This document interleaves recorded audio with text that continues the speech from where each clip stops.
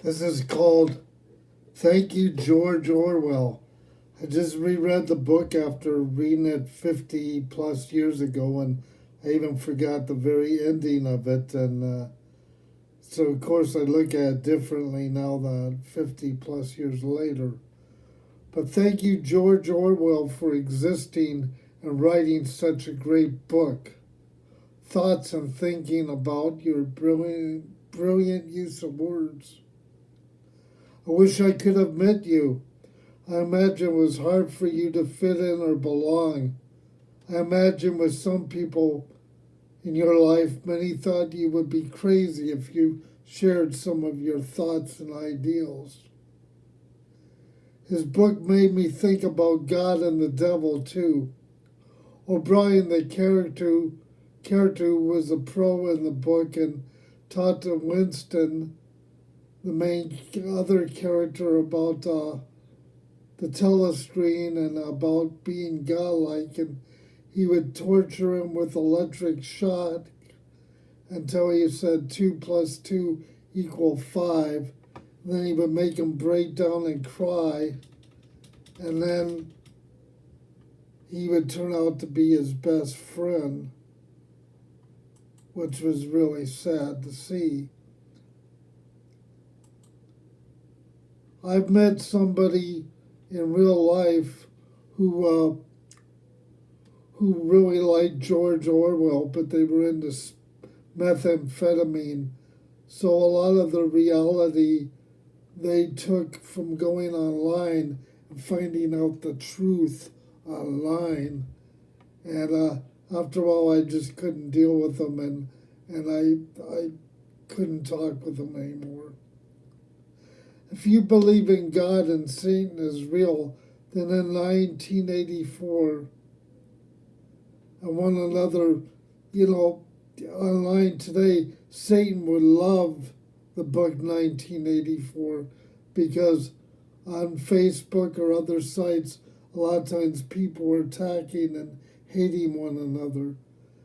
But Christians also have to be careful too if they use this knowledge not to manipulate God or religion just so people see it the way they do, because that's also the same type of thing that George Orwell was talking about, double talk and thinking and being punished for your thoughts. I've talked about in the past the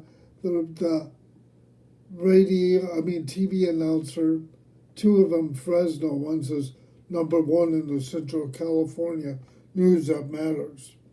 And then another guy on the station says news that matters. Both these announcers are unseen, but they sound like they have such heart and soul. And they live in Fresno. But I wonder if they would be like O'Brien in the book. I wonder if they would use people like me and my imagination and try to manipulate and control us. And I wonder if they would take pleasure in seeing us suffer. Am I that lonely? Am I that desperate? Do I have to use my imagination and Big Brother just to long for understanding, to fit in, to belong? Am I that old and decrepit? Is that what I really need?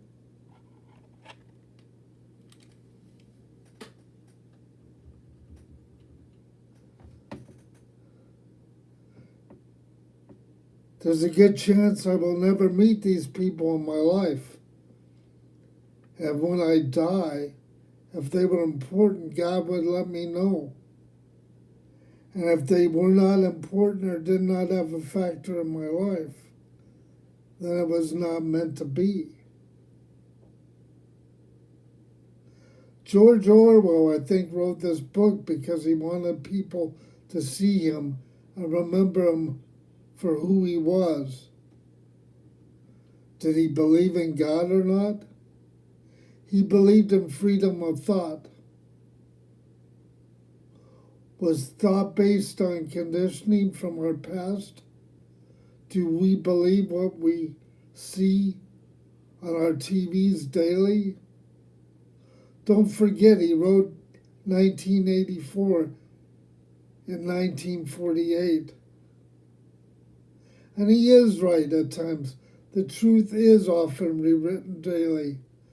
But it comes down to a freedom of choice to what we choose to see as real and what is false daily. Everybody plays off Big Brother mentality. The CIA, FBI, organized crime, church-going people, and everyday people. A lot of people have read the book. A lot of people are just playing a game. What is truth? And what is big reality? What is Big Brother reality in 2020? One thing that people were punished for in the book was trying to love and just respect one another. That you didn't have the right to do that. If you did, you could be tortured or eliminated because of it. Things are crazy with Trump in our daily lives. But for a change, I believe the machine and all the players, they're trying to help us work together and solve this pandemic. Take care of yourselves. Be good to one another. Love one another. Have a good day. Bye.